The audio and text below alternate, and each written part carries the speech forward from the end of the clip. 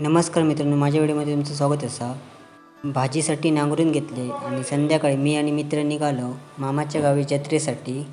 कुडाळमधून 16 kilometre अंतरावर कसालमध्ये गेल्यावर Mumbai Goa हायवेवरून right turn घेतला आणि जत्रेसाठी पोखरण गावात निघालो. पोखरण गावचे ग्रामदैवत श्री देवलिंग रवनाथ या मंदिराचा जत्रोत्सव मोठ्या अफाट गर्दीमध्ये भरला जातो. अतिशय सुंदर मंदिर परिसर आणि लाईटिंग केलेली तुम्ही बघू शकता. हे आहे लिंग रवनाथाचं पाषाण. स्टेज आहे. या ठिकाणी आजगावकर दशावतार कंपनीचं नाटक होतं. सकाळी दही कला करून जत्रेची सांगता केली जाते. हे आहे लिंगेश्वर मंदिर, तुम्ही पण दर्शन घ्या.